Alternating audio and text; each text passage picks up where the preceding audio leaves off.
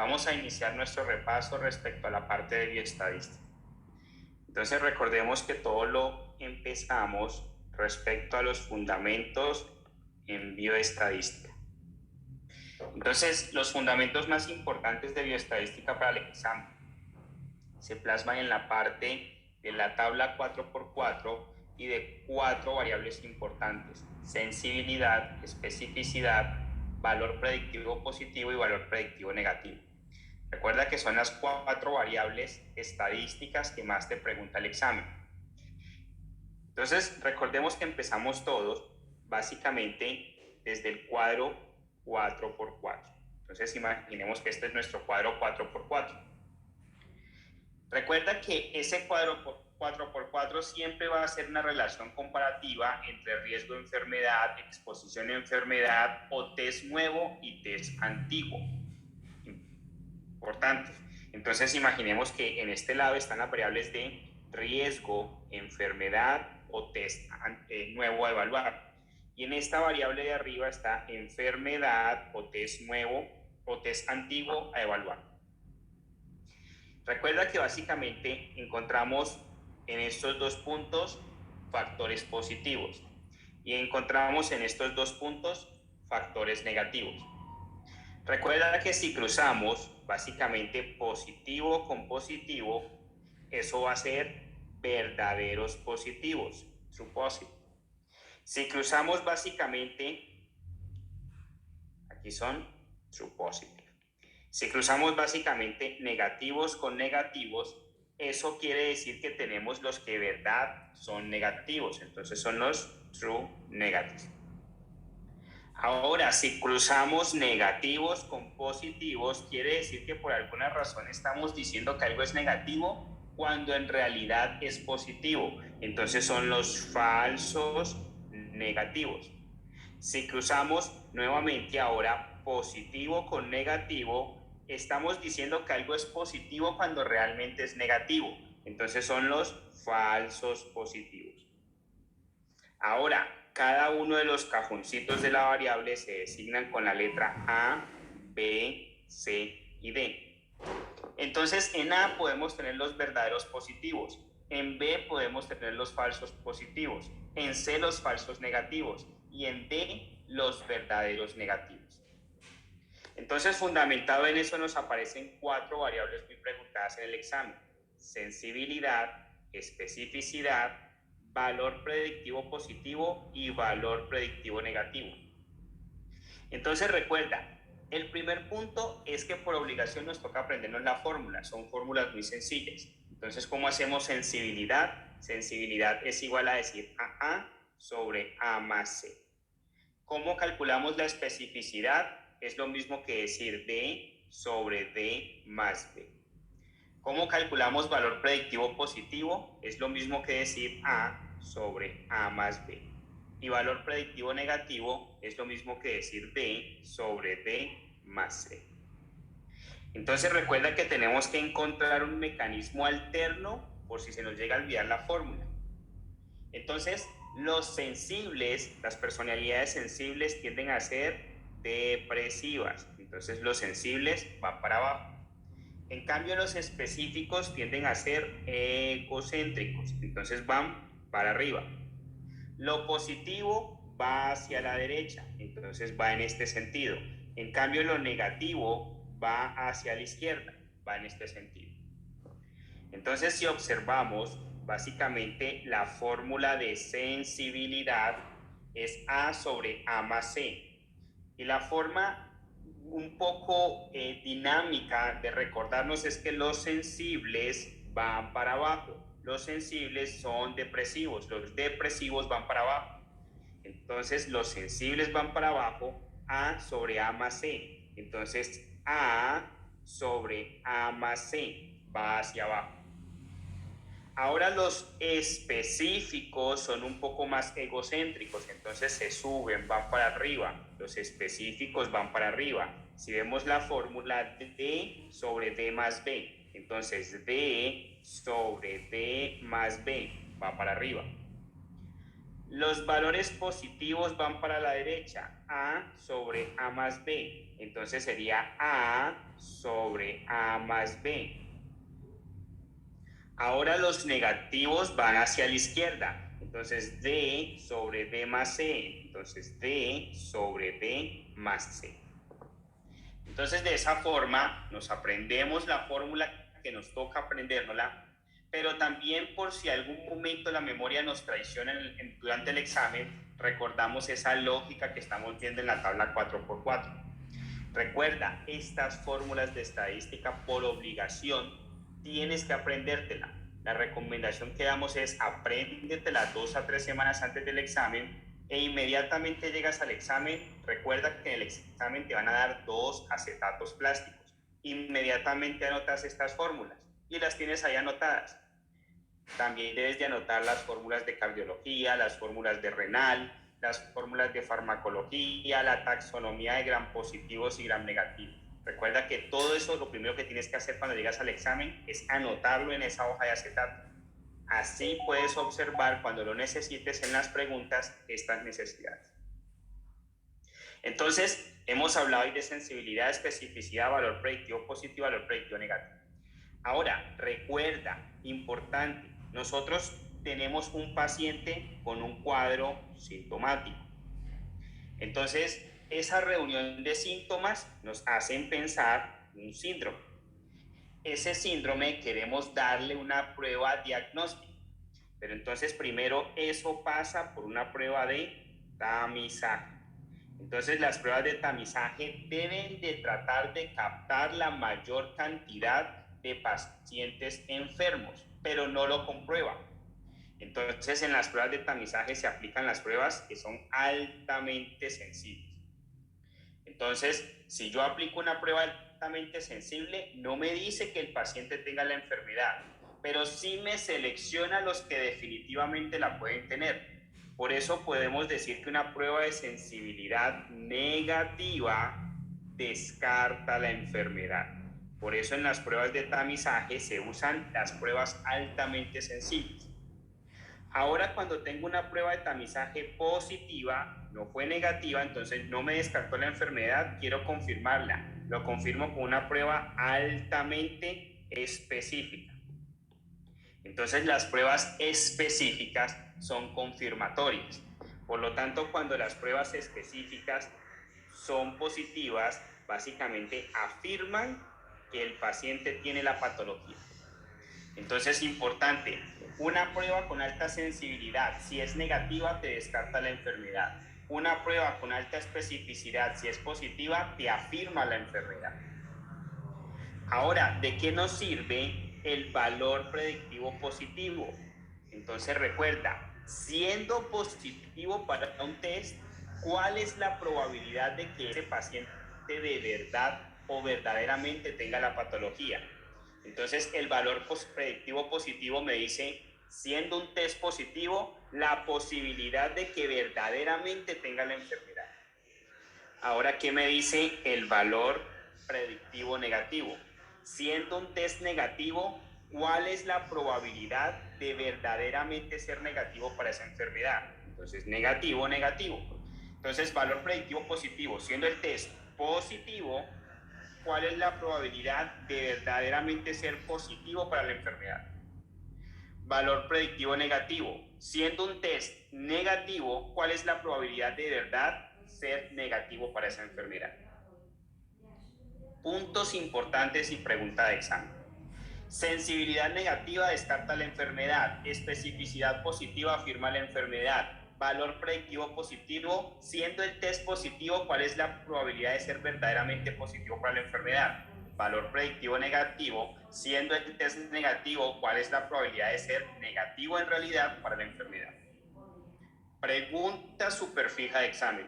Doctores, en el examen no se escapa ni una sola pregunta que nos hagan al menos de sensibilidad, especificidad, valor predictivo positivo, valor predictivo negativo.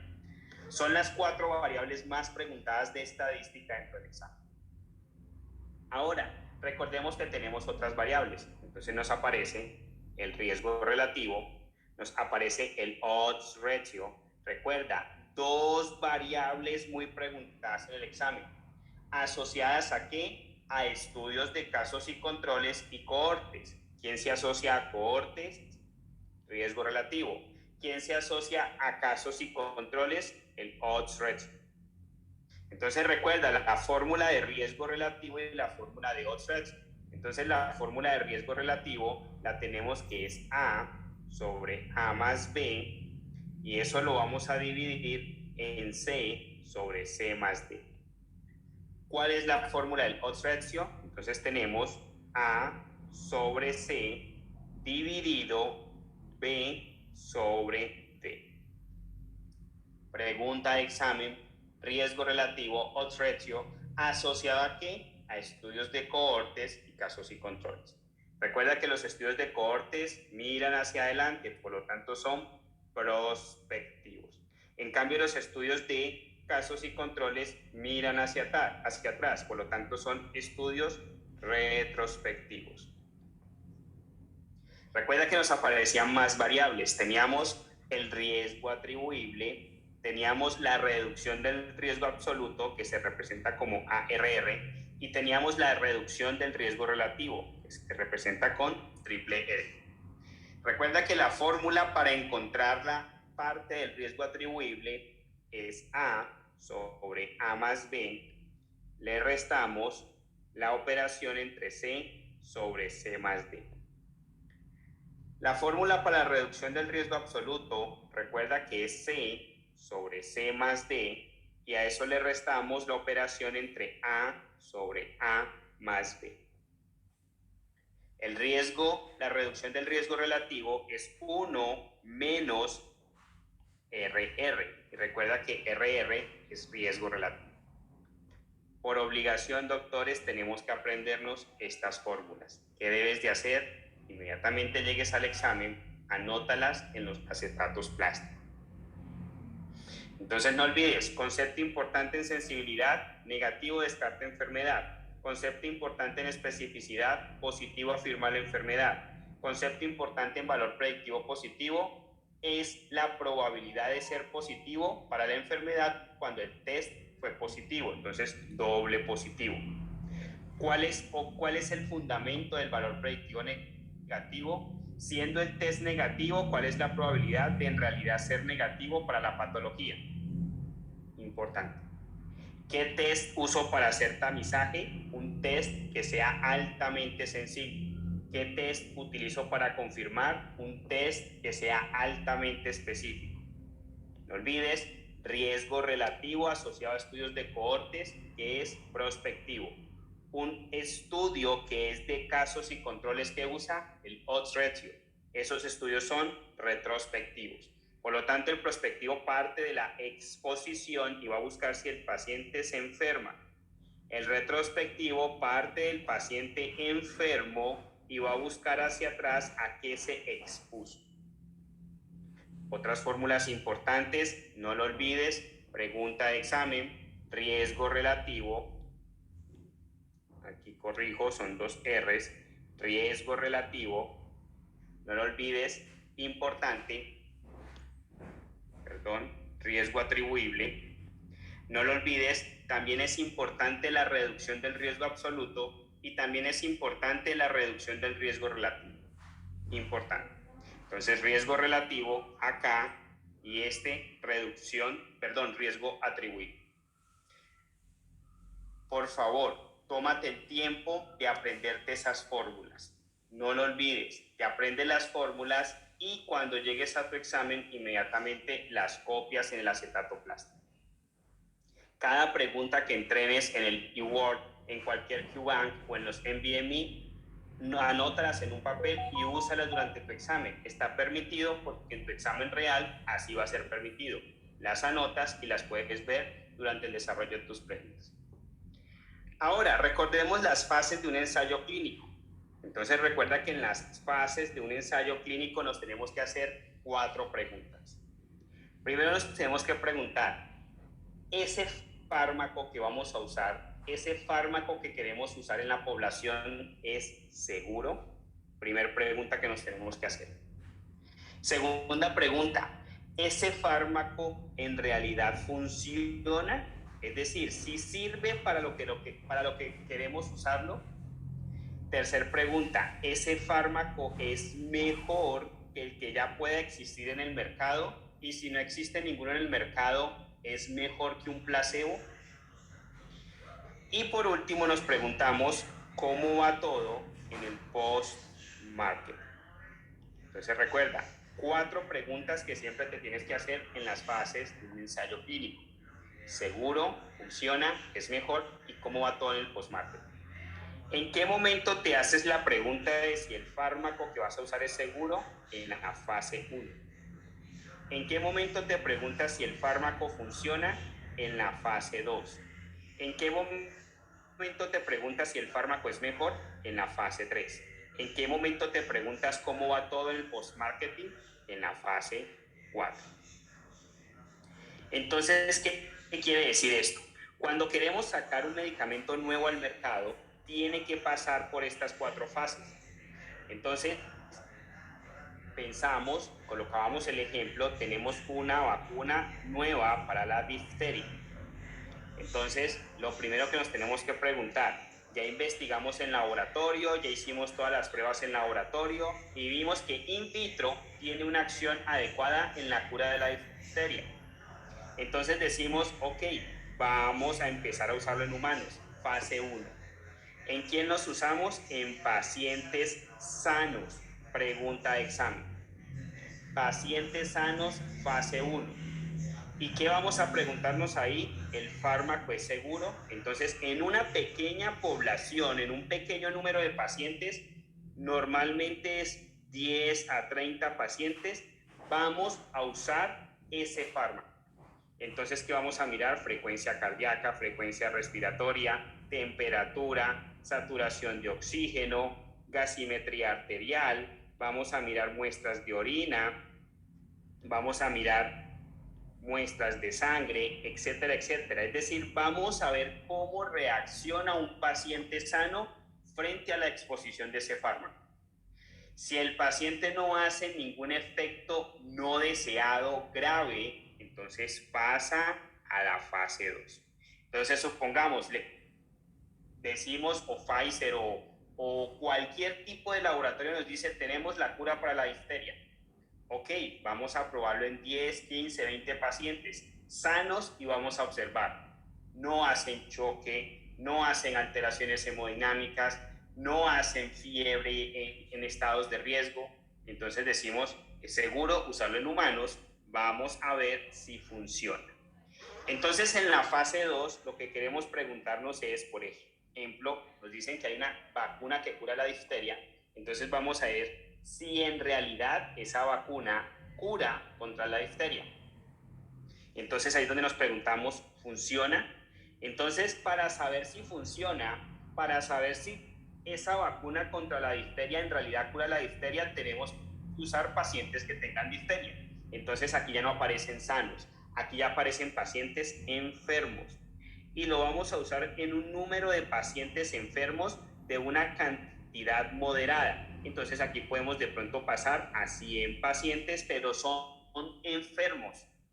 ¿En dónde encontramos pacientes sanos? En las fases de un ensayo clínico, en la fase 1.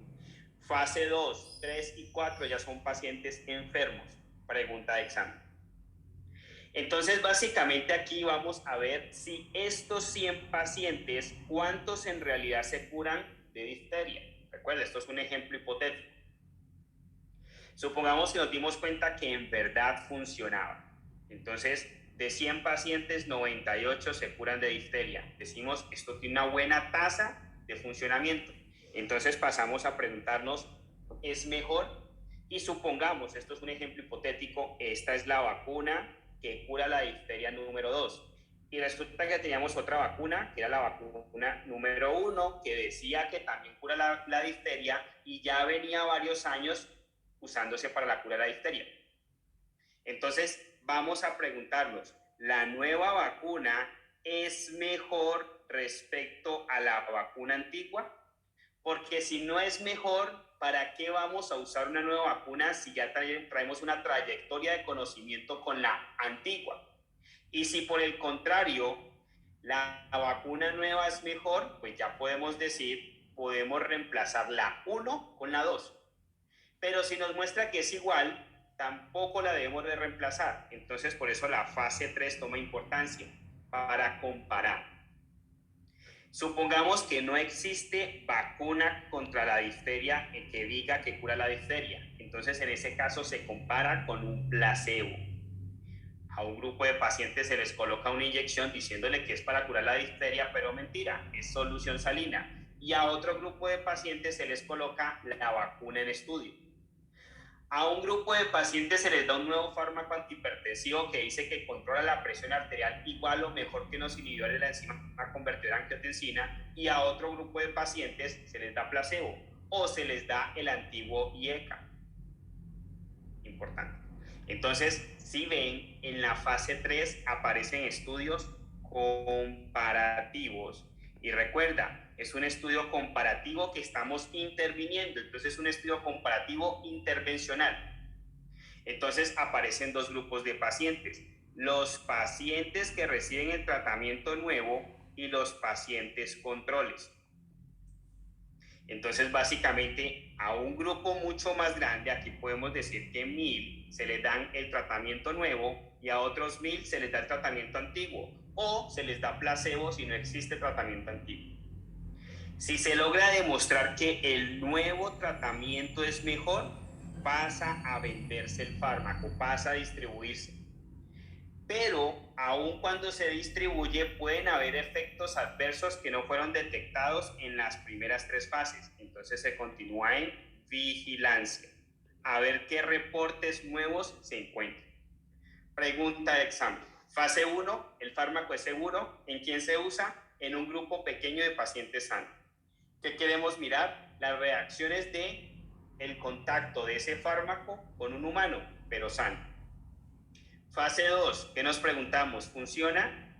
Ya como queremos ver si funciona, lo usamos en los pacientes enfermos o con los pacientes que quiere tratarse en un número moderado. Fase 3, ya lo comparamos entre el tratamiento antiguo y el tratamiento nuevo, y si no hay tratamiento antiguo, con placebo. Fase 4, vigilancia post-market. A medida que el estudio avanza, el número de pacientes en los cuales se prueba aumenta. Mira que aquí fue 10, aquí fue 100, aquí fue 1000 y aquí ya es una población en general. Pregunta de examen: fases de un ensayo clínico. Ahora, cuando esos estudios se empiezan a aplicar, o cuando un estudio de estadística se empieza a aplicar, necesita verse la distribución de las medidas más frecuentes de un estudio. Entonces, ¿cuál es la distribución de una medida más frecuente o de las 3 medidas más frecuentes? Recuerda, el promedio, la mediana y la moda. Pregunta de examen. Promedio, mediana y moda. Pregunta de examen. Entonces, ¿qué es un promedio? Es la sumatoria entre varios valores que después se divide en el número de valores. ¿Qué es la mediana? Es el punto exacto en donde cae el valor del centro. ¿Qué es la moda? Es el valor que mayor número de veces se repite. Entonces recordemos el ejemplo. Tenemos un paciente con diabetes mellitus tipo 2. A ese paciente le vamos a tomar una serie de glucometrías. Y esa serie de glucometrías nos dieron 110, nos dieron 100, nos dieron 130, nos dieron 110, nos dieron 115, después nos dio 110, después nos dio 150, después nos dio 110 y después nos dio 100. Entonces tenemos que en una serie de toma de glucometrías en un paciente con diabetes obtuvimos 1, 2, 3, 4, 5, 6, 7, 8 y 9 valores. Entonces empecemos. ¿Qué es el promedio? Es sumar el valor 1 más el valor 2 más el valor 3, etcétera, etcétera, hasta llegar al último valor. Vamos a sumar todos esos valores. La sumatoria de todos esos valores, básicamente después la dividimos en el número de valores. ¿Cuántos valores hay? 9. Entonces, la sumatoria de todos esos valores nos da un total que después vamos a dividir en 9 y en este caso nos va a dar 116.1. Ese es el promedio. Ahora, ¿cuál es la mediana? Entonces, recuerda, es el valor que exactamente cae en el centro. Entonces, si vemos, básicamente, de aquí hacia acá hay 4 valores, de aquí hacia acá hay 4 valores, por lo tanto, el centro es 115. Entonces, la mediana es 115. Entonces, surge una pregunta. Esto sucede en el caso de que tenemos una distribución de valores impares, es decir, aquí son 9, es impar. ¿Qué pasa si por alguna razón no tengo el valor 9? Son 8 valores. Entonces ya el centro no es 115. El centro es 3 hacia el lado izquierdo, 3 hacia el lado derecho. En este caso, básicamente parte desde allí. Después de 110, 150, 110, 150, 110, hay 3 valores, porque recuerda, hemos eliminado el valor 9. Hacia el lado izquierdo, 130, 100, 110. Entonces nos quedan 2 valores en el centro. En ese caso, la mediana es el promedio entre esos 2 valores. Entonces sumo 110 más 115 y los divido en 2. Pero en el caso que estamos colocando aquí hipotético, básicamente tenemos un valor impar. Por eso el valor de la mediana no es con promedio, sería 115. Ahora, ¿cuál es la moda? El valor que mayor número de veces se repite. Tenemos 110, 110, 110 y 110. Por lo tanto, la moda es 110. Pregunta de examen. Promedio, mediana y moda. Pregunta de examen. ¿Cuál es el valor que más se afecta si yo modifico la distribución de esos valores? Es decir, si quito el último valor, o si quito el primer valor, o si quito 3 valores. ¿Cuál es la medida de estas 3 que más se afecta? El promedio. Entonces, el promedio es la medida que mayormente se afecta si modifico la distribución de los valores. ¿Cuál es el que menos se afecta? La moda. Entonces, la moda es el que menos se afecta si modifico la distribución de los valores. Punto importante y pregunta de examen. Ahora, ¿qué sucede? Recuerda que todo estudio debe de tener las fases, se le debe sacar un promedio, una mediana, una moda. Pero también debemos de conocer cómo se diseñó ese estudio. Entonces vienen los diseños de un estudio.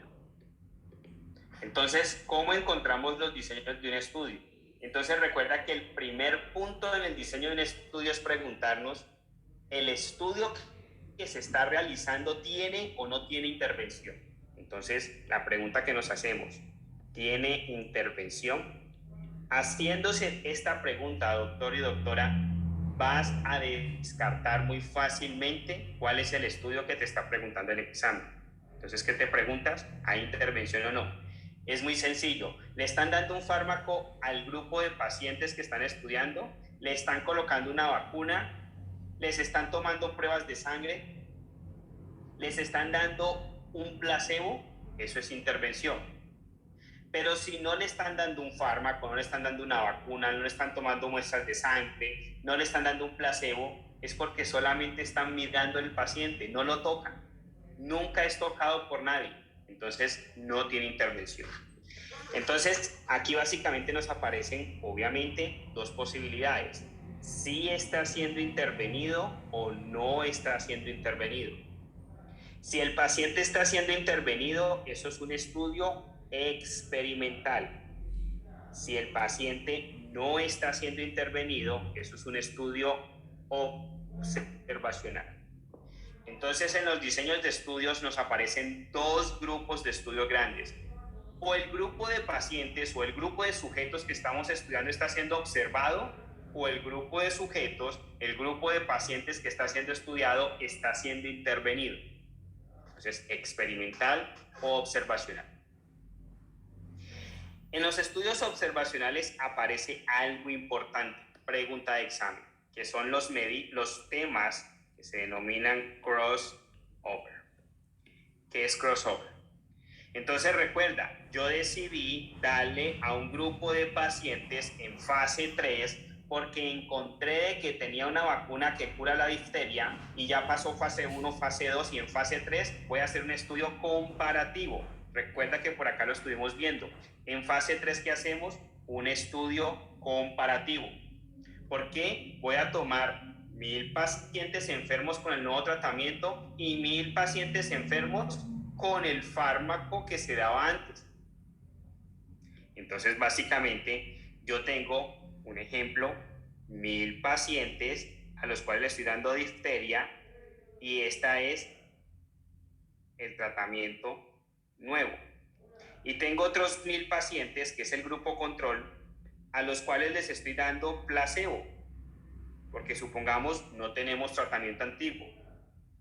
¿Qué sucede? Yo puedo tomar en un punto determinado del estudio para darle más significancia estadística un crossover. ¿Qué es un crossover? A los que recibían el placebo, ahora les voy a dar el tratamiento nuevo. Y a los que recibían el tratamiento nuevo, ahora les voy a dar el placebo. Es decir, los cruzo.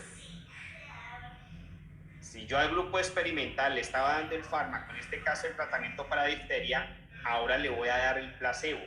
Y si a los del 1000 que le estaba dando el placebo los paso ahora a darle difteria, esto se denomina crossover. Pregunta de examen. Cuando haces crossover en un estudio, eso aumenta la significancia estadística. Ahora, los estudios observacionales, básicamente vas a preguntarte otra situación. ¿El estudio observacional está comparando o no está comparando? Resulta que en el estudio experimental casi siempre vamos a hacer comparativos. ¿Por qué? Hago un ensayo clínico, pues tengo que darle a 1000 pacientes algo y a los otros 1000 pacientes lo que había antes. O a 1000 pacientes le doy el nuevo tratamiento y a los otros 1000 les doy placebo. Casi siempre se compara. Pero resulta que para observar un estudio, para hacer un estudio de tipo observacional, no siempre se debe de comparar. Yo puedo simplemente tomar unas historias clínicas y mirarlas. No interviene el paciente, no comparé, simplemente saqué un estudio basado en la observación de historias clínicas. O yo puedo tomar un grupo de pacientes y hacerles preguntas. ¿Usted fumaba o no fumaba? Sí, señor, no, señor. ¿Usted hacía ejercicio, sí o no? ¿Usted comía sano, sí o no? Le hice una serie de preguntas, nunca lo intervine y puedo quedarme con este cuestionario y no compararlo. Entonces, esos que no comparan son la serie de casos y los estudios tipo cross-section. Pregunta de examen.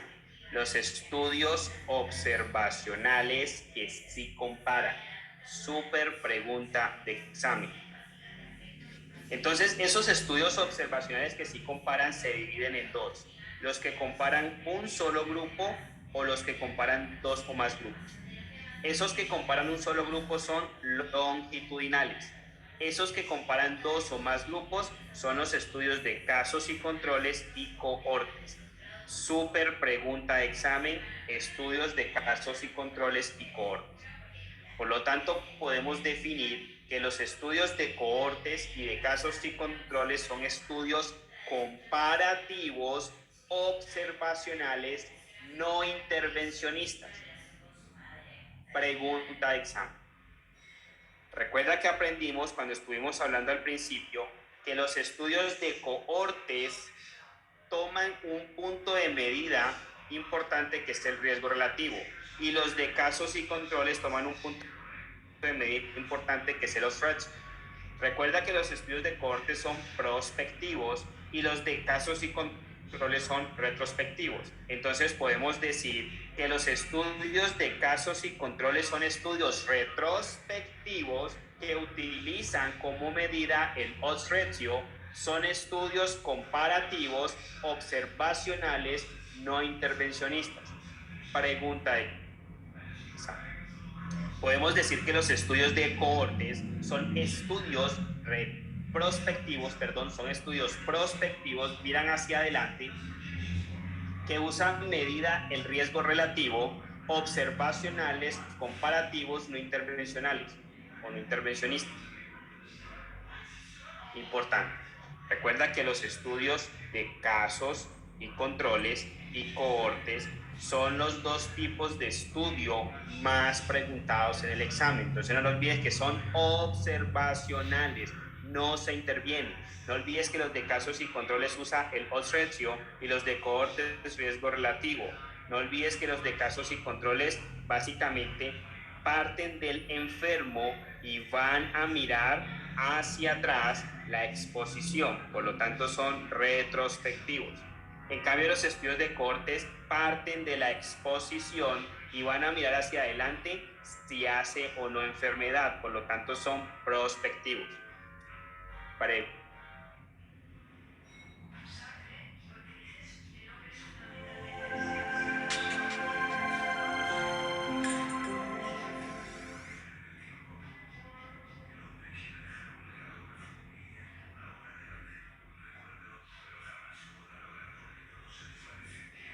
Vamos a iniciar nuestro repaso respecto a la parte de bioestadística. Entonces recordemos que todo lo empezamos respecto a los fundamentos en bioestadística. Entonces, los fundamentos más importantes de bioestadística para el examen se plasman en la parte de la tabla 4x4 y de 4 variables importantes: sensibilidad, especificidad, valor predictivo positivo y valor predictivo negativo.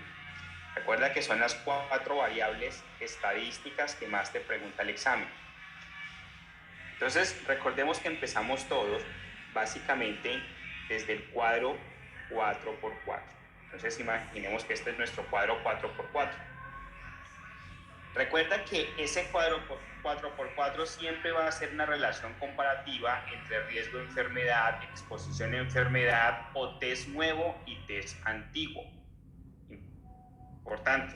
Entonces imaginemos que en este lado están las variables de riesgo, enfermedad o test nuevo a evaluar. Y en esta variable de arriba está enfermedad o test nuevo o test antiguo a evaluar. Recuerda que básicamente encontramos en estos dos puntos factores positivos y encontramos en estos dos puntos factores negativos. Recuerda que si cruzamos básicamente positivo con positivo, eso va a ser verdaderos positivos, supósito. Si cruzamos básicamente, aquí son supósitos. Si cruzamos básicamente negativos con negativos, eso quiere decir que tenemos los que de verdad son negativos, entonces son los true negatives. Ahora, si cruzamos negativos con positivos, quiere decir que por alguna razón estamos diciendo que algo es negativo cuando en realidad es positivo, entonces son los falsos negativos. Si cruzamos nuevamente ahora positivo con negativo, estamos diciendo que algo es positivo cuando realmente es negativo, entonces son los falsos positivos. Ahora, cada uno de los cajoncitos de la variable se designan con la letra A, B, C y D. Entonces, en A podemos tener los verdaderos positivos, en B podemos tener los falsos positivos, en C los falsos negativos y en D los verdaderos negativos. Entonces, fundamentado en eso, nos aparecen 4 variables muy preguntadas en el examen: sensibilidad, especificidad, valor predictivo positivo y valor predictivo negativo. Entonces recuerda, el primer punto es que por obligación nos toca aprendernos la fórmula, son fórmulas muy sencillas. Entonces, ¿cómo hacemos sensibilidad? Sensibilidad es igual a decir AA sobre A más C. ¿Cómo calculamos la especificidad? Es lo mismo que decir D sobre D más B. ¿Cómo calculamos valor predictivo positivo? Es lo mismo que decir A sobre A más B. Y valor predictivo negativo es lo mismo que decir D sobre D más C. Entonces recuerda que tenemos que encontrar un mecanismo alterno por si se nos llega a olvidar la fórmula. Entonces, los sensibles, las personalidades sensibles tienden a ser depresivas. Entonces, los sensibles van para abajo. En cambio, los específicos tienden a ser egocéntricos. Entonces, van para arriba. Lo positivo va hacia la derecha. Entonces, va en este sentido. En cambio, lo negativo va hacia la izquierda. Va en este sentido. Entonces, si observamos, básicamente la fórmula de sensibilidad es A sobre A más C. Y la forma un poco dinámica de recordarnos es que los sensibles van para abajo. Los sensibles son depresivos, los depresivos van para abajo. Entonces, los sensibles van para abajo, A sobre A más C. Entonces, A sobre A más C va hacia abajo. Ahora los específicos son un poco más egocéntricos, entonces se suben, van para arriba. Los específicos van para arriba. Si vemos la fórmula D sobre D más B, entonces D sobre D más B va para arriba. Los valores positivos van para la derecha, A sobre A más B, entonces sería A sobre A más B. Ahora los negativos van hacia la izquierda, entonces D sobre D más C, entonces D sobre D más C. Entonces de esa forma nos aprendemos la fórmula que nos toca aprendérnosla, pero también por si algún momento la memoria nos traiciona durante el examen, recordamos esa lógica que estamos viendo en la tabla 4x4. Recuerda, estas fórmulas de estadística por obligación tienes que aprendértela. La recomendación que damos es apréndetela 2 a 3 semanas antes del examen e inmediatamente llegas al examen. Recuerda que en el examen te van a dar 2 acetatos plásticos. Inmediatamente anotas estas fórmulas y las tienes ahí anotadas.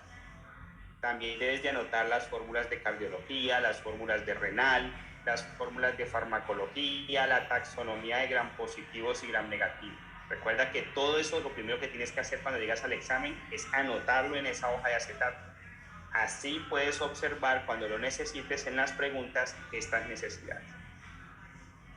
Entonces, hemos hablado hoy de sensibilidad, especificidad, valor predictivo positivo, valor predictivo negativo. Ahora, recuerda, importante, nosotros tenemos un paciente con un cuadro sintomático. Entonces, esa reunión de síntomas nos hacen pensar un síndrome. Ese síndrome queremos darle una prueba diagnóstica, pero entonces primero eso pasa por una prueba de tamizaje. Entonces las pruebas de tamizaje deben de tratar de captar la mayor cantidad de pacientes enfermos, pero no lo comprueban. Entonces en las pruebas de tamizaje se aplican las pruebas que son altamente sensibles. Entonces, si yo aplico una prueba altamente sensible, no me dice que el paciente tenga la enfermedad, pero sí me selecciona los que definitivamente la pueden tener. Por eso podemos decir que una prueba de sensibilidad negativa descarta la enfermedad. Por eso en las pruebas de tamizaje se usan las pruebas altamente sensibles. Ahora cuando tengo una prueba de tamizaje positiva, no fue negativa, entonces no me descartó la enfermedad, quiero confirmarla. Lo confirmo con una prueba altamente específica. Entonces las pruebas específicas son confirmatorias. Por lo tanto, cuando las pruebas específicas son positivas, básicamente afirman que el paciente tiene la patología. Entonces es importante, una prueba con alta sensibilidad, si es negativa, te descarta la enfermedad. Una prueba con alta especificidad, si es positiva, te afirma la enfermedad. Ahora, ¿de qué nos sirve el valor predictivo positivo? Entonces recuerda, siendo positivo para un test, ¿cuál es la probabilidad de que ese paciente de verdad o verdaderamente tenga la patología? Entonces el valor predictivo positivo me dice, siendo un test positivo, la posibilidad de que verdaderamente tenga la enfermedad. Ahora, ¿qué me dice el valor predictivo negativo. Siendo un test negativo, ¿cuál es la probabilidad de verdaderamente ser negativo para esa enfermedad? Entonces, negativo, negativo. Entonces, valor predictivo positivo. Siendo el test positivo, ¿cuál es la probabilidad de verdaderamente ser positivo para la enfermedad? Valor predictivo negativo. Siendo un test negativo, ¿cuál es la probabilidad de verdad ser negativo para esa enfermedad? Puntos importantes y pregunta de examen. Sensibilidad negativa descarta la enfermedad. Especificidad positiva afirma la enfermedad. Valor predictivo positivo, siendo el test positivo, ¿cuál es la probabilidad de ser verdaderamente positivo para la enfermedad? Valor predictivo negativo, siendo el test negativo, ¿cuál es la probabilidad de ser negativo en realidad para la enfermedad? Pregunta súper fija de examen. Doctores, en el examen no se escapa ni una sola pregunta que nos hagan al menos de sensibilidad, especificidad, valor predictivo positivo, valor predictivo negativo. Son las 4 variables más preguntadas de estadística dentro del examen. Ahora, recordemos que tenemos otras variables. Entonces nos aparece el riesgo relativo, nos aparece el odds ratio. Recuerda, 2 variables muy preguntadas en el examen. ¿Asociadas a qué? A estudios de casos y controles y cohortes. ¿Quién se asocia a cohortes? Riesgo relativo. ¿Quién se asocia a casos y controles? El odds ratio. Entonces recuerda la fórmula de riesgo relativo y la fórmula de odds ratio. Entonces la fórmula de riesgo relativo la tenemos que es A sobre A más B, y eso lo vamos a dividir en C sobre C más D. ¿Cuál es la fórmula del odds ratio? Entonces tenemos A sobre C dividido B sobre D. Pregunta de examen, riesgo relativo, odds ratio, ¿asociado a qué? A estudios de cohortes y casos y controles. Recuerda que los estudios de cohortes miran hacia adelante, por lo tanto son prospectivos. En cambio, los estudios de casos y controles miran hacia atrás, por lo tanto son estudios retrospectivos.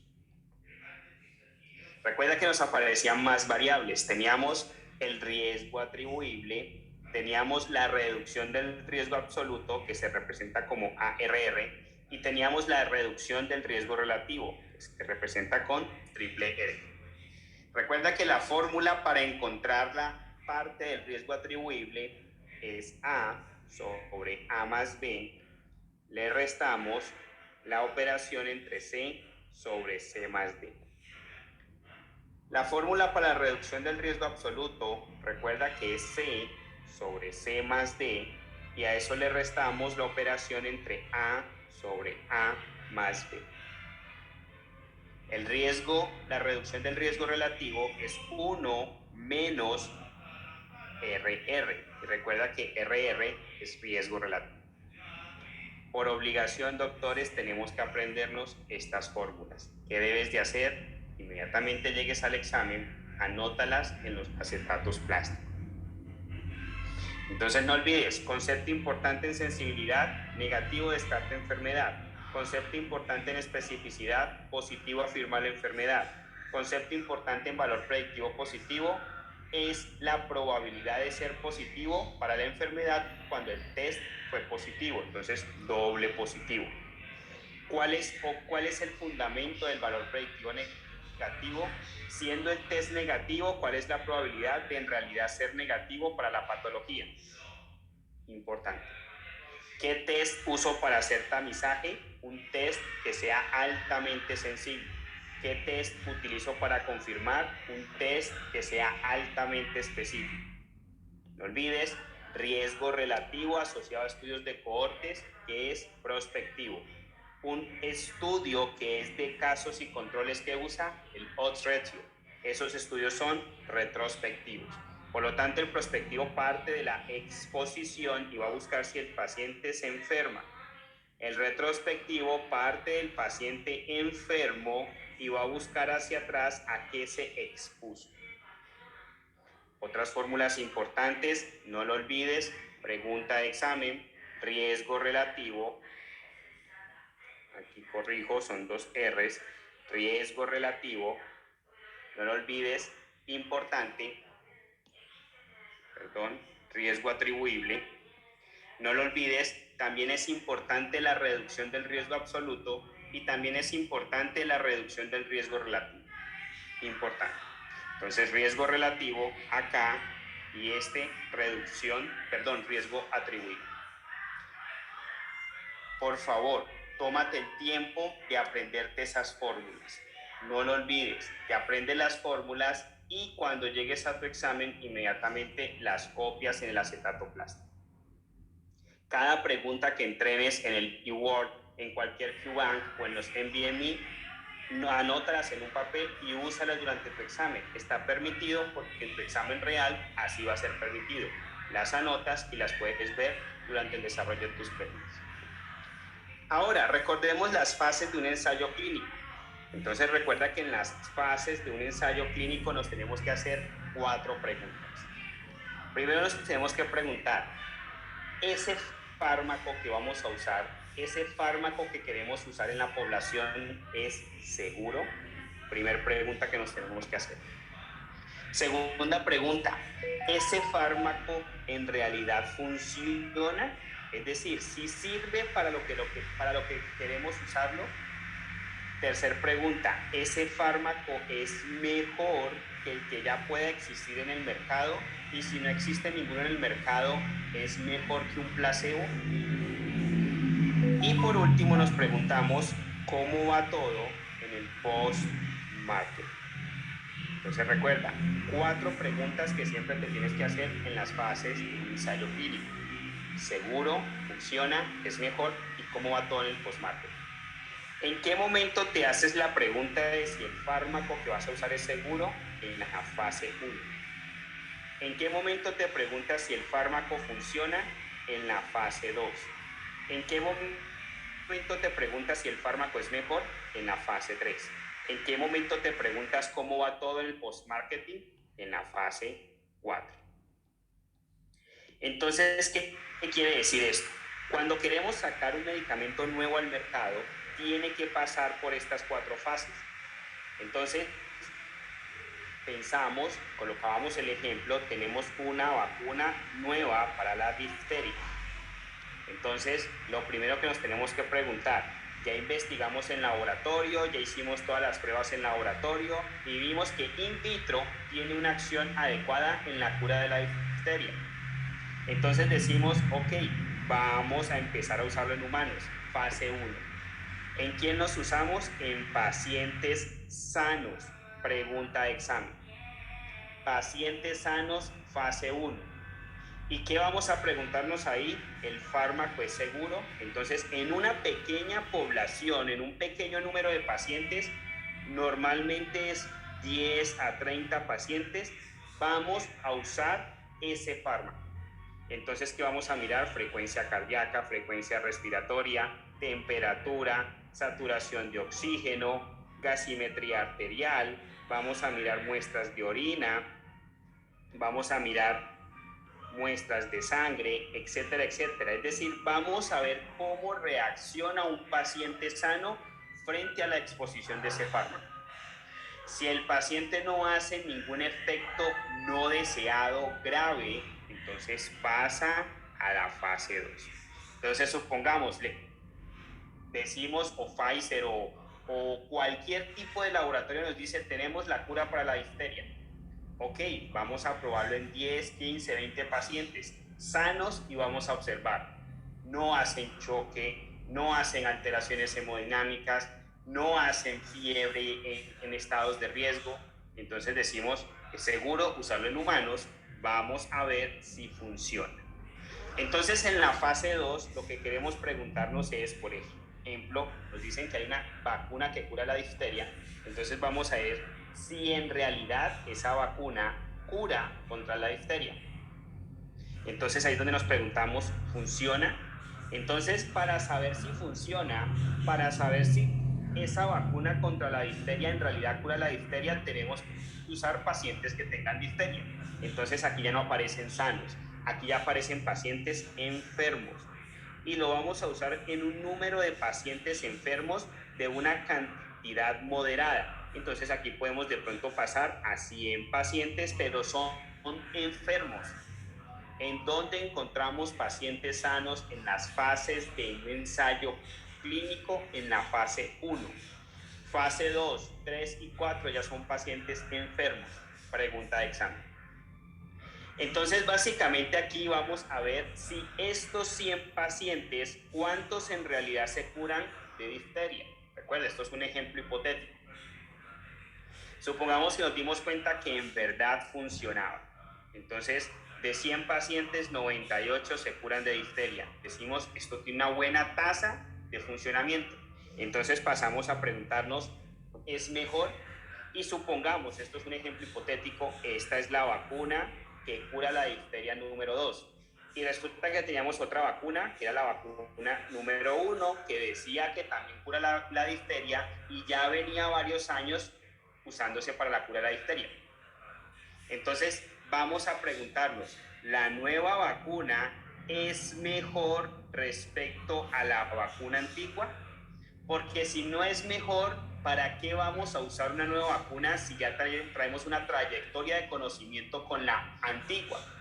Y si por el contrario, la vacuna nueva es mejor, pues ya podemos decir, podemos reemplazar la 1 con la 2. Pero si nos muestra que es igual, tampoco la debemos de reemplazar. Entonces, por eso la fase 3 toma importancia para comparar. Supongamos que no existe vacuna contra la difteria que diga que cura la difteria. Entonces, en ese caso se compara con un placebo. A un grupo de pacientes se les coloca una inyección diciéndole que es para curar la difteria, pero mentira, es solución salina. Y a otro grupo de pacientes se les coloca la vacuna en estudio. A un grupo de pacientes se les da un nuevo fármaco antihipertensivo que dice que controla la presión arterial igual o mejor que los inhibidores de la enzima convertidora de angiotensina, y a otro grupo de pacientes se les da placebo o se les da el antiguo IECA. Importante. Entonces, si ven, en la fase 3 aparecen estudios comparativos. Y recuerda, es un estudio comparativo que estamos interviniendo, entonces es un estudio comparativo intervencional. Entonces aparecen dos grupos de pacientes, los pacientes que reciben el tratamiento nuevo y los pacientes controles. Entonces básicamente a un grupo mucho más grande, aquí podemos decir que 1000 se les dan el tratamiento nuevo y a otros 1000 se les da el tratamiento antiguo, o se les da placebo si no existe tratamiento antiguo. Si se logra demostrar que el nuevo tratamiento es mejor, pasa a venderse el fármaco, pasa a distribuirse. Pero aun cuando se distribuye pueden haber efectos adversos que no fueron detectados en las primeras 3 fases. Entonces se continúa en vigilancia, a ver qué reportes nuevos se encuentran. Pregunta de examen. Fase 1, el fármaco es seguro. ¿En quién se usa? En un grupo pequeño de pacientes sanos. ¿Qué queremos mirar? Las reacciones de el contacto de ese fármaco con un humano, pero sano. Fase 2, ¿qué nos preguntamos? ¿Funciona? Ya como queremos ver si funciona, lo usamos en los pacientes enfermos o con los pacientes que quiere tratarse en un número moderado. Fase 3, ya lo comparamos entre el tratamiento antiguo y el tratamiento nuevo, y si no hay tratamiento antiguo, con placebo. Fase 4, vigilancia postmarketing. A medida que el estudio avanza, el número de pacientes en los cuales se prueba aumenta. Mira que aquí fue 10, aquí fue 100, aquí fue 1000 y aquí ya es una población en general. Pregunta de examen, fases de un ensayo clínico. Ahora, cuando esos estudios se empiezan a aplicar o cuando un estudio de estadística se empieza a aplicar, necesita verse la distribución de las medidas más frecuentes de un estudio. Entonces, ¿cuál es la distribución de una medida más frecuente o de las 3 medidas más frecuentes? Recuerda, el promedio, la mediana y la moda. Pregunta de examen. Promedio, mediana y moda. Pregunta de examen. Entonces, ¿qué es un promedio? Es la sumatoria entre varios valores que después se divide en el número de valores. ¿Qué es la mediana? es el punto exacto en donde cae el valor del centro. ¿Qué es la moda? Es el valor que mayor número de veces se repite. Entonces recordemos el ejemplo. Tenemos un paciente con diabetes mellitus tipo 2. A ese paciente le vamos a tomar una serie de glucometrías. Y esa serie de glucometrías nos dieron 110, nos dieron 100, nos dieron 130, nos dieron 110, nos dieron 115, después nos dio 110, después nos dio 150, después nos dio 110 y después nos dio 100. Entonces tenemos que en una serie de toma de glucometrías en un paciente con diabetes obtuvimos 1, 2, 3, 4, 5, 6, 7, 8 y 9 valores. Entonces empecemos. ¿Qué es el promedio? Es sumar el valor 1 más el valor 2 más el valor 3, etcétera, etcétera, hasta llegar al último valor. Vamos a sumar todos esos valores. La sumatoria de todos esos valores, básicamente después la dividimos en el número de valores. ¿Cuántos valores hay? 9. Entonces, la sumatoria de todos esos valores nos da un total que después vamos a dividir en 9 y en este caso nos va a dar 116.1. Ese es el promedio. Ahora, ¿cuál es la mediana? Entonces recuerda, es el valor que exactamente cae en el centro. Entonces si vemos, básicamente de aquí hacia acá hay 4 valores, de aquí hacia acá hay 4 valores, por lo tanto el centro es 115. Entonces la mediana es 115. Entonces surge una pregunta. Esto sucede en el caso de que tenemos una distribución de valores impares, es decir, aquí son 9, es impar. ¿Qué pasa si por alguna razón no tengo el valor 9? Son 8 valores. Entonces ya el centro no es 115. El centro es 3 hacia el lado izquierdo, 3 hacia el lado derecho. En este caso, básicamente parte desde allí. Después de 110, 150, 110, 150, 110 hay 3 valores, porque recuerda, hemos eliminado el valor 9. Hacia el lado izquierdo, 130, 100, 110. Entonces nos quedan 2 valores en el centro. En ese caso la mediana es el promedio entre esos 2 valores. Entonces sumo 110 más 115 y los divido en 2. Pero en el caso que estamos colocando aquí hipotético, básicamente tenemos un valor impar. Por eso el valor de la mediana no es con promedio, sería 115.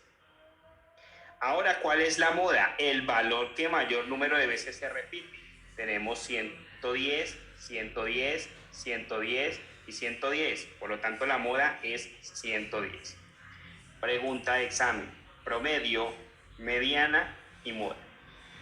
Pregunta de examen. ¿Cuál es el valor que más se afecta si yo modifico la distribución de esos valores? Es decir, si quito el último valor, o si quito el primer valor, o si quito 3 valores. ¿Cuál es la medida de estas 3 que más se afecta? El promedio.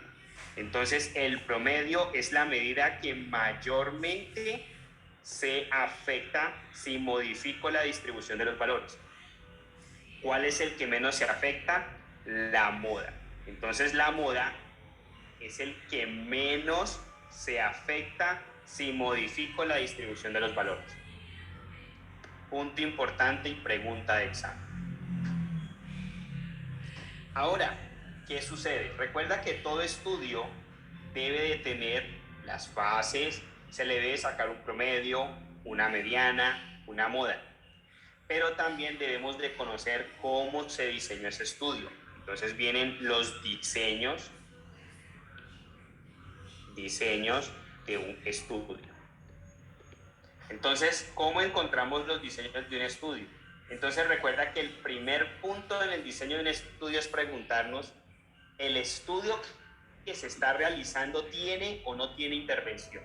Entonces, la pregunta que nos hacemos, ¿tiene intervención?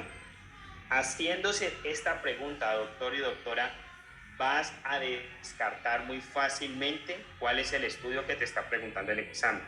Entonces, ¿qué te preguntas? ¿Hay intervención o no? Es muy sencillo. Le están dando un fármaco al grupo de pacientes que están estudiando, le están colocando una vacuna, les están tomando pruebas de sangre, les están dando un placebo, eso es intervención. Pero si no le están dando un fármaco, no le están dando una vacuna, no le están tomando muestras de sangre, no le están dando un placebo, es porque solamente están mirando al paciente, no lo tocan. Nunca es tocado por nadie, entonces no tiene intervención. Entonces, aquí básicamente nos aparecen, obviamente, dos posibilidades. Si está siendo intervenido o no está siendo intervenido. Si el paciente está siendo intervenido, eso es un estudio experimental. Si el paciente no está siendo intervenido, eso es un estudio observacional. Entonces, en los diseños de estudios nos aparecen dos grupos de estudios grandes. O el grupo de pacientes o el grupo de sujetos que estamos estudiando está siendo observado, o el grupo de sujetos, el grupo de pacientes que está siendo estudiado está siendo intervenido. Entonces, experimental o observacional.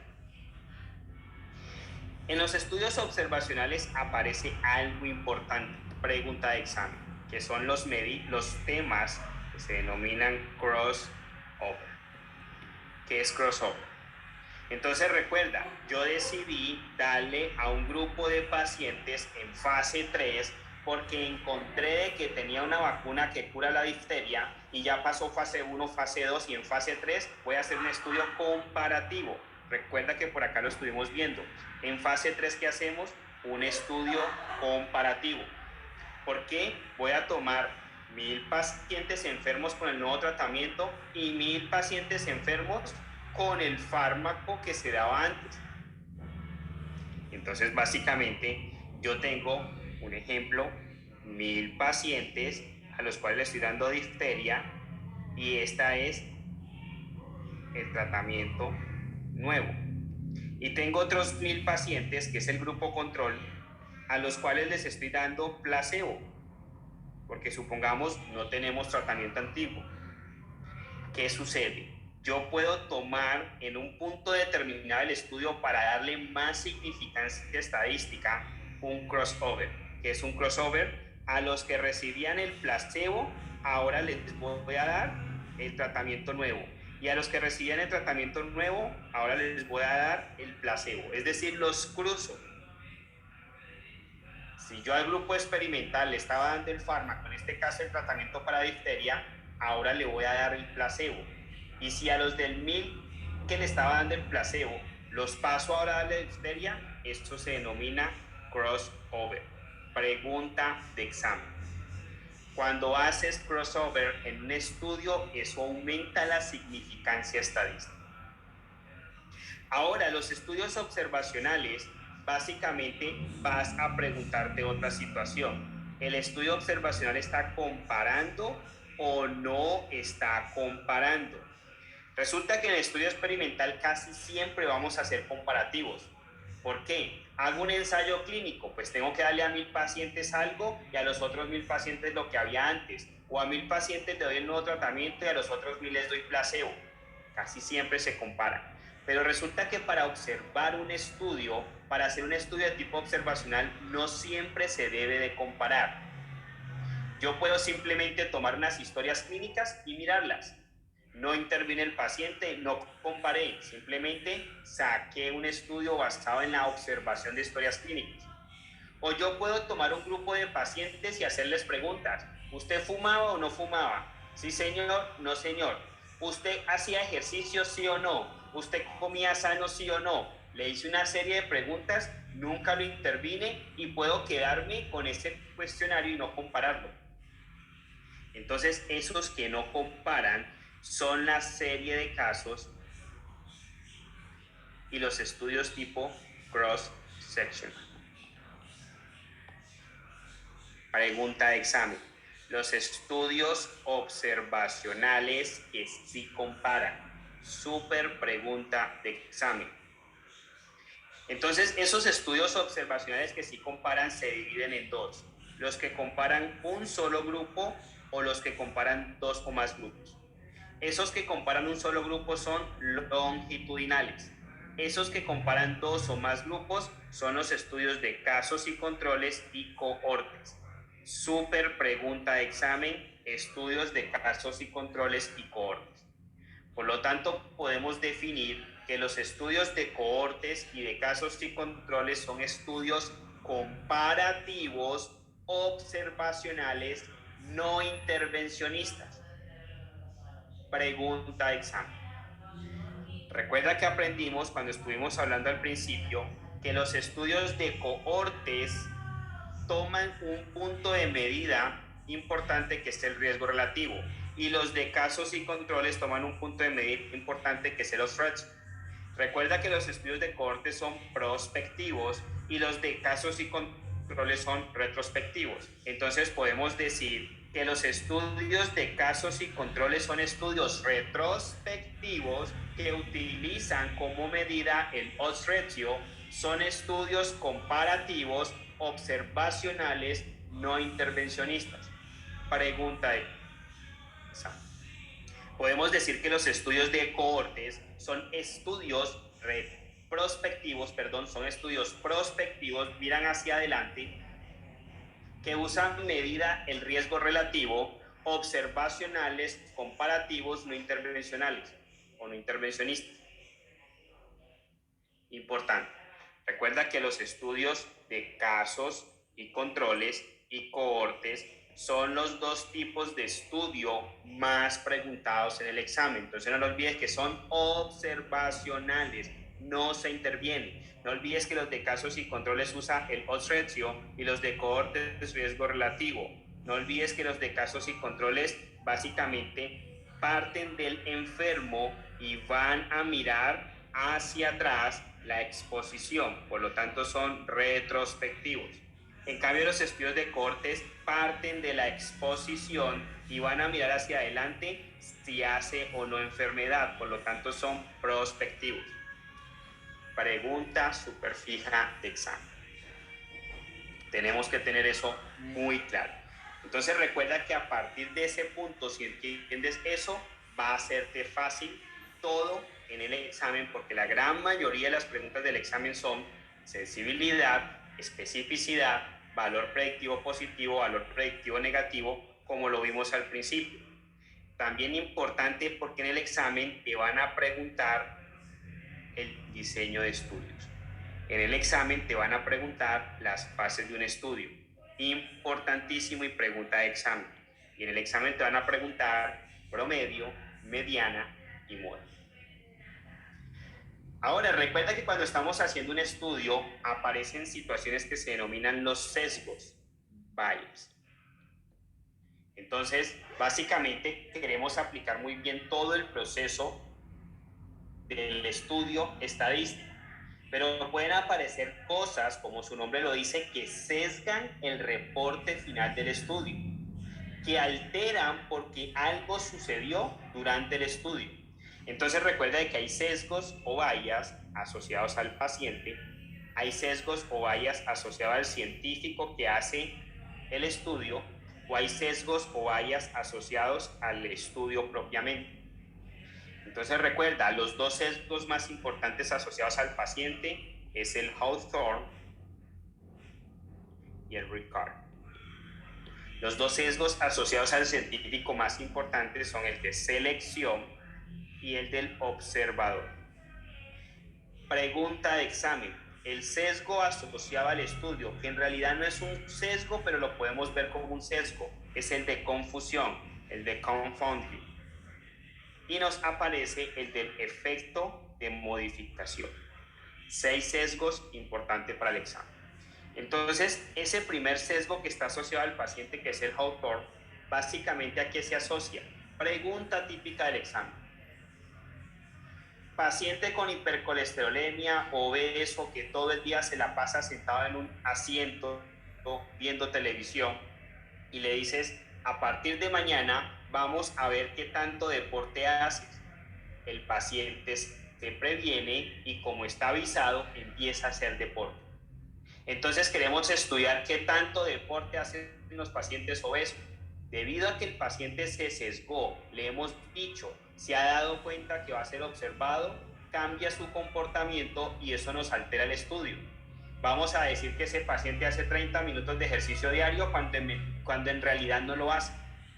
Entonces, el sesgo, el bias tipo Hawthorne, básicamente se limita o se encuentra en los pacientes que saben que están siendo observados.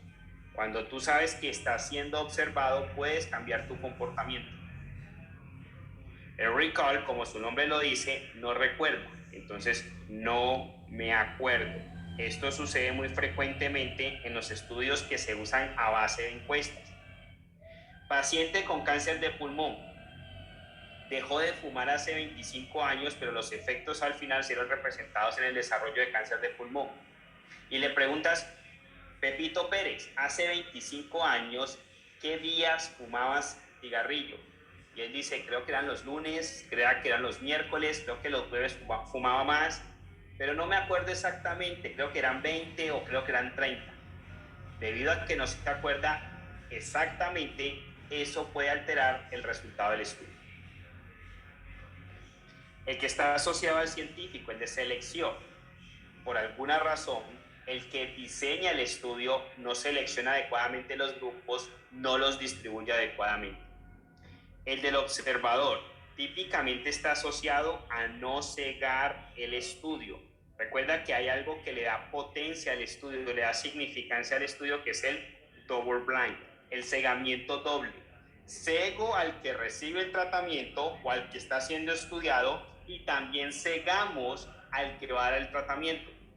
Entonces quiero investigar la tasa de mortalidad asociada a daño renal en el uso de inhibidores de la enzima convertidora de angiotensina. Entonces le digo al médico, vamos a estudiar esto, y le digo al paciente, vamos a estudiar esto. Probablemente se asusta el paciente, dice, están estudiando efectos de daño renal, dejo de tomar el fármaco. Posiblemente el médico, porque desea que el estudio salga positivo, puede en su intención, no mala, pero en su intención, alterar el estudio. Le da más o le da menos fármaco a X paciente. Entonces hay que hacer el double blind. Entonces, el bias asociado al científico más típico es que sepa qué se está haciendo. Pregunta de examen. Confounding. ¿Qué es confusión? Entonces recuerda que lo representamos en un ejemplo. La forma más fácil de explicar el efecto o el sesgo de confusión es a través de un ejemplo. Entonces recuerda que en el efecto confounding básicamente hay un tercer factor. Y ese tercer factor altera el estudio porque nos confunde. Entonces queremos estudiar la asociación entre el consumo de alcohol y el desarrollo de infarto agudo de miocardio. Entonces tomamos 100 pacientes alcohólicos y nos damos cuenta que de los 100 pacientes, 97 nos hacen infarto agudo de miocardio, con un intervalo de confianza entre 0.7 y 0.9, con un p-value menor de 0.05. Entonces decimos, como hay un buen intervalo de confianza, hay un p-value adecuado, y resulta que 97 de los que me toman alcohol hacen infarto, yo digo, este es un estudio con alta significancia estadística en donde confirmo que está asociado el alcohol al desarrollo de infarto agudo de miocardio. Pero resulta que se viene otro grupo de investigadores y empiezan de forma retrospectiva a observar y se dan cuenta que en este punto todos los 100 pacientes empezaron a fumar. Entonces, primer variable, la exposición. Segunda variable, el efecto. Tercer variable, la que nos confunde, fumar. Por eso se llama el tercer factor, la tercera variable. ¿Qué sucede? Se encontró que el 100% de los pacientes alcohólicos en algún momento empiezan a fumar. Y lo que en realidad los lleva a desarrollar el infarto agudo de miocardio es la exposición al cigarrillo, no fue el alcohol.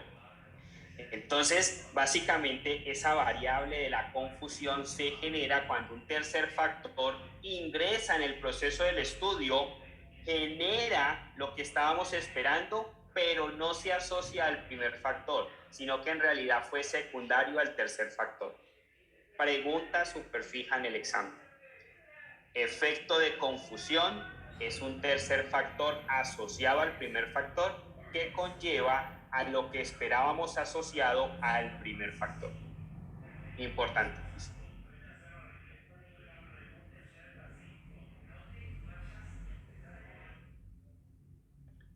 Vamos a hablar ahora sobre el valor de la P, o también denominado el p-value. Entonces, recordemos que cuando estamos hablando del valor de la P, tenemos que asociar varios conceptos.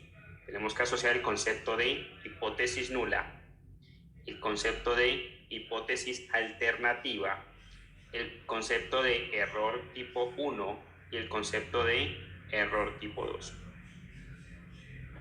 Entonces recuerda que la hipótesis nula aparece cuando la comparación estadística entre grupos es igual. Recuerda que la hipótesis alternativa aparece cuando la comparación estadística entre grupos es diferente. Recuerda que el error tipo 1 aparece cuando rechazo la hipótesis nula cuando esta en realidad es cierta. Y recuerda que el error tipo 2 aparece cuando no rechazo, es decir, afirmo la hipótesis nula cuando esta en realidad era falsa. Puntos importantes. Entonces, recordemos esos 4 conceptos súper importantes en el p-value. Entonces, recuerda que el valor o el número secreto en el p-value es tenerlo por debajo de 0.05. ¿Qué queremos en todo estudio? Rechazar la hipótesis nula. Y como la queremos rechazar, lo que queremos es que no se demuestre que nuestros grupos son iguales. Eso quiere decir que estuvieron distribuidos, es decir, si los grupos no son iguales, es decir, son diferentes, quiere decir que los grupos estuvieron bien distribuidos, hay una adecuada significancia estadística, se les aplicaron bien las medidas estadísticas. Entonces lo que yo quiero es afirmar la hipótesis alternativa y rechazar la hipótesis nula. Normalmente eso se logra con p-values por debajo de 0.05. Ahora, ¿qué sucede? Si yo tengo un p-value adecuado, estoy rechazando la hipótesis nula. Si estoy rechazando la hipótesis nula, estoy afirmando la hipótesis alternativa. Pero ¿qué pasa si yo rechazo de forma inadecuada la hipótesis nula? Me aparece el error tipo 1. Entonces digo que estoy rechazando la hipótesis nula cuando esta en realidad es cierta. ¿Qué pasa si yo no rechazo la hipótesis nula cuando en realidad la tenía que rechazar? Me aparece el error tipo 2. Debía de rechazar la hipótesis nula y no la rechacé. No rechazo la hipótesis nula y me doy cuenta de que ella es falsa. Palabras sencillas. Error tipo 2. Tenía que rechazar la hipótesis nula y no la rechacé. Tenía que demostrar que mi estudio estadístico tenía alta significancia estadística y no lo demostré. Todo está bien y dije que estaba mal. Error tipo 1. Rechazo la hipótesis nula cuando esta en realidad era cierta. Palabras sencillas. Estoy rechazando la hipótesis nula, es decir, estoy diciendo que mi estudio estadísticamente está bien cuando en realidad está mal. Sencillo. Entonces, fundamentado en eso, nos aparece otro cuadro de 4×4.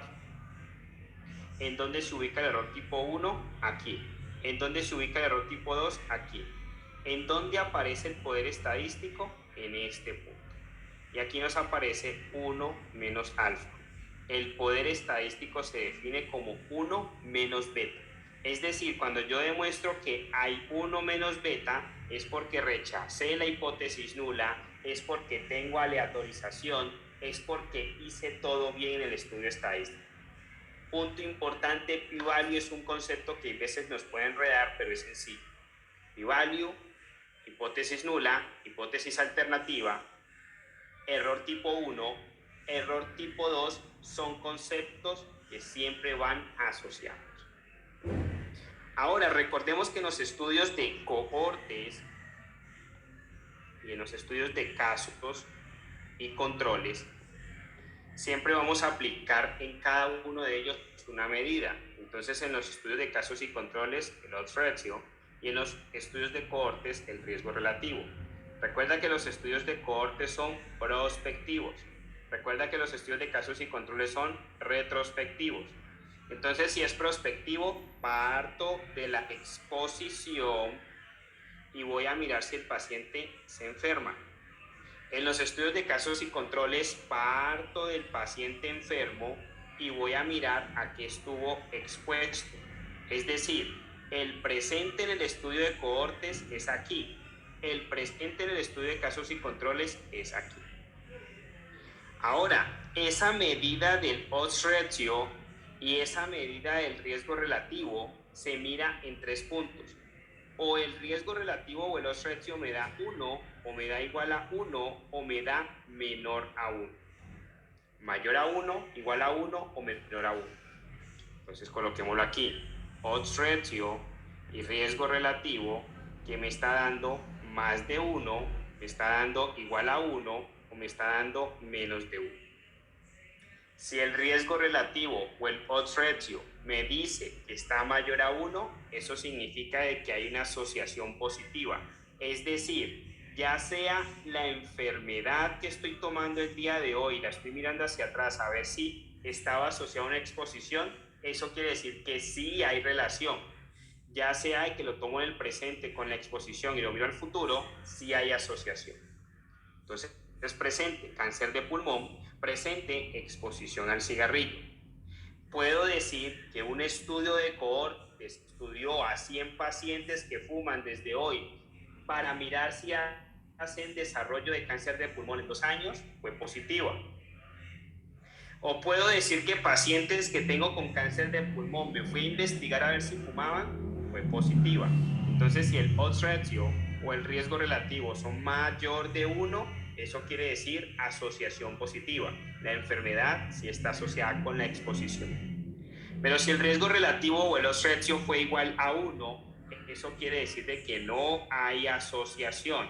Entonces podemos decir que el factor que estamos estudiando no está asociado a la enfermedad, o que la enfermedad que está en ese paciente al mirar hacia atrás no tenía asociación con esa exposición. Si el odds ratio o el riesgo relativo son menores de 1, eso quiere decir asociación negativa, es decir, antes el factor es un factor protector. Punto importante. Entonces recuerda, asociar a los estudios de cohortes, asociar a los estudios de casos y controles las medidas del odds ratio y el riesgo relativo e interpretarlas para saber si el factor que se está estudiando de exposición está asociado a la enfermedad. Recuerda, al final, en los dos, tanto casos y controles como cohortes, estamos mirando exposición y enfermedad. El punto es dónde tomamos al paciente, ya enfermo, o queremos ver si la exposición le va a desarrollar la enfermedad. Si ya está enfermo, es casos y controles, entonces sería comparar enfermos con no enfermos y ver hacia atrás la exposición de ellos. En el caso de cohortes es tomar expuestos y no expuestos y ver hacia adelante quién desarrolla la enfermedad. Importante. Recordemos los números necesitados. Tenemos el número necesitado para tratar y tenemos el número necesitado para hacer daño. Recuerda que la pregunta del examen en esto viene por definición. ¿Qué es el número necesitado para tratar? Recuerda, ¿cuántos pacientes debo de tratar para encontrar en al menos uno el efecto que busco? El ejemplo es con el acetaminofén. ¿Cuántos pacientes debo de darle acetaminofén para lograr en al menos uno disminuir el dolor? Entonces recuerda, colocábamos el ejemplo.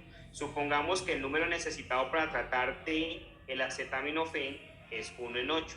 ¿Eso qué quiere decir? Que necesito tratar 8 pacientes para lograr en al menos uno disminuir el dolor. ¿Qué es el número necesitado para hacer daño? es el número de pacientes que debo de intervenir para encontrar en al menos uno un efecto no deseado grave. Entonces supongamos que el acetaminofén probablemente puede causar daño hepático, entonces debo de tratar probablemente 100 pacientes para que al menos uno se le encuentre alteraciones hepáticas. Entonces, número necesitado para tratar, número necesitado para hacer daño. Número necesitado para tratar, número de pacientes que debo de tratar para encontrar en al menos uno el efecto que busco. Número necesitado para hacer daño, el número de pacientes que debo de intervenir para encontrar en al menos uno un efecto no deseado grave. Importante. Recordemos el intervalo de confianza. Coloquémoslo aquí, intervalo de confianza. Recuerda que el intervalo de confianza básicamente se fundamenta en un punto importante. Entonces, recordemos que ese intervalo de confianza básicamente se fundamenta en saber si se cruza o no el punto en el cual está el número 1. Entonces recuerda que ese punto básicamente lo representamos de esta forma. Entonces decíamos que aquí está 0, aquí está el 1 y aquí está el 2. ¿Qué es lo que tenemos que ver en nuestro examen de los intervalos de confianza? Que no toque el 1. Entonces supongamos que comparamos 3 estudios que se asocian entre fumar y cáncer de pulmón. Entonces se hicieron 3 estudios por separado. Y el estudio número 1 fue hecho por los estudiantes de internado de la Universidad UNAM. El estudio 2 fue hecho por los médicos internistas de la Universidad 2. Y el estudio 3 fue hecho por los médicos neumólogos de la Universidad 3. Entonces, resulta que los médicos de internado de la Universidad UNA o de la Universidad 1 nos dicen que el estudio les confirma un intervalo de confianza que abarca los valores entre 0.8 y 1.4. Resulta que los internistas de la Universidad 2 nos dicen que el estudio les reporta un rango de intervalo de confianza que va de 1.3 a 1.8. Y resulta que los neumólogos de la Universidad 3 nos reportan unos valores de intervalo de confianza que van en el rango de 0.5 a 0.9. ¿Cuáles son los intervalos de confianza que nos ratifican un estudio de alta confidencia, un estudio de alta significancia estadística? ¿Y cuál es el estudio que podemos rechazar por un intervalo de confianza no adecuado? Entonces grafiquémoslo. Supongamos que la Universidad 1 es en rojo, supongamos que la Universidad 2 es en azul y supongamos que la Universidad 3 es en negro. Entonces la Universidad 1, que son los médicos de internado, dicen que el intervalo de confianza la arroja de 0.8 a 1.4. Entonces supongamos más o menos 0.8 está aquí y más o menos 1.4 está aquí. Entonces eso quiere decir que el intervalo de confianza de ellos va aquí. El estudio 2, que es el de los internistas de la Universidad 2, dice que el intervalo de confianza va de 1.3 a 1.8, entonces más o menos va por aquí y el 1.8 más o menos va por acá. Quiere decir que el estudio 2 va aquí, su intervalo de confianza. El estudio 3, que es de los neumólogos de la Universidad 3, dice que el intervalo de confianza le dio en un rango entre 0.5 y 0.9.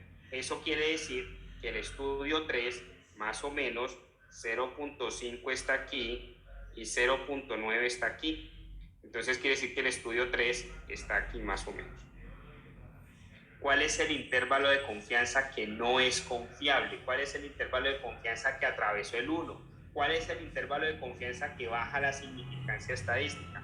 Podemos determinar que es el estudio 1, el de los médicos de internado, que es este, porque es el que tocó el 1. Recuerda, no te dejes confundir porque el estudio 2 dice 1.3 a 1.8, entonces tú dices, oh, está tocando el uno de los dos. No, mira lo que no toca el número 1. En realidad se va hacia un lado. Importante, intervalo de confianza, pregunta examen. Entonces nos aparecen los temas que dicen que tiene alta significancia estadística. Entonces el p-value, el aumento del tamaño de la muestra, el poder, la aleatorización y el intervalo de confianza que no toque el 1, importantísimo y pregunta de examen. Ahora recordemos las desviaciones estándar. Entonces recuerda que las desviaciones estándar tienen una distribución bimodal. Entonces, como tiene una distribución bimodal, básicamente la vemos de esta forma. Una porción está a la derecha, la otra porción a la izquierda en forma de campana de Gauss. Es decir, el 100% de la población está totalmente incluida bajo la campana de Gauss. Es decir, en todo esto que dibujo amarillo, que sombreo en amarillo, está el 100% de la población. Es decir, todo esto abarca el 100% de la población en estudio. Pero ¿qué sucede? Resulta que ese 100% está distribuido en dos partes. La mitad de la población está de un lado, que lo sombreo en azul, y la otra mitad de la población está del otro lado, que lo sombreo en amarillo. Es decir, aquí tenemos el 50% de la población en estudio, aquí el 50%, para que en todo me dé el 100%. Ahora, ¿qué sucede? Hay que tener en cuenta que en las distribuciones bimodales, como en las desviaciones estándar, tenemos un porcentaje de la población que no alcanza a estar en las tres desviaciones estándar. Es decir, tenemos un porcentaje muy pequeño de la población, que es más o menos que puede estar entre el 1 y el 5%. Es decir, la gran mayoría de la población está en tres desviaciones estándar. ¿Qué es tres desviaciones estándar? Todo lo demás, pero no el 100%.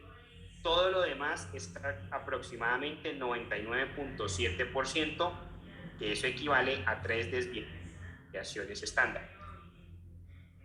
Entonces, ¿dónde aparece una desviación estándar, dos desviaciones estándar y tres desviaciones estándar? Entonces, ese es el punto que se hace importante para efectos del examen. Recuerda que para efectos del examen, los números clave son una desviación estándar, dos desviaciones estándar y tres desviaciones estándar. ¿Cuánto es una desviación estándar? El 68% de la población. Dos desviaciones estándar, el 95% de la población. Tres desviaciones estándar, el 99.7% de la población. Pero recuerda, este 68% es bimodal, es decir, la mitad está de un lado y la mitad del otro. Lo mismo pasa con las dos desviaciones estándar y lo mismo pasa con las tres desviaciones estándar. ¿Qué quiere decir eso? Por dar un ejemplo, aquí tenemos una desviación estándar, pero si notas, una parte está de este lado y la otra parte está de este lado. Entonces aquí está el 50% de una desviación estándar y aquí está el otro 50% de la otra desviación estándar. Por lo tanto, si toda la desviación estándar de una desviación estándar es el 68%, eso quiere decir que de un lado está el 34% y de otro lado está el 34%, para que entre las dos dé el 68%. Entonces aquí tenemos una desviación estándar. Ahora, nos dice que dos desviaciones estándar son el 95%. Quiere decir que aparte del 68% tengo otro porcentaje que me completa el 95%. Entonces, por dar un ejemplo, aquí está dos desviaciones estándar, que va desde aquí hasta acá, pero resulta que ya tengo incluido el 68%. Entonces, básicamente estoy diciendo que aquí hay el 13.5 y aquí hay el 13.5. ¿Qué quiere decir eso? Si sumamos 13.5 más 34 más 34 más 13.5, esa distribución completa me da el 95%. Y si ya tomo tres desviaciones estándar, que básicamente es todo lo demás, menos ese porcentaje pequeñito que queda a los extremos, básicamente tengo en todo ese ancho, es decir, desde aquí hasta acá, tengo el 99.7%. Eso quiere decir que en estos espacios más o menos hay el 2.35. 2.35. Importantísimo, doctores. Desviaciones estándar, otra pregunta de examen. Y nos aparece tres formas de comparar. Recuérdalo, el t-test, nos aparece el análisis de varianza, que es el ANOVA.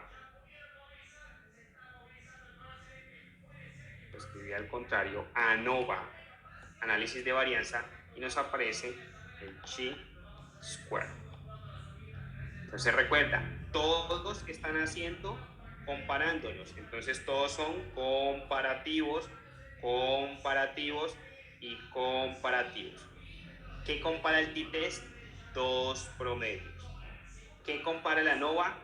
Más de dos promedios, es decir, tres o más promedios. ¿Qué compara el chi-square? Porcentajes. Importantísimo y súper pregunta de examen.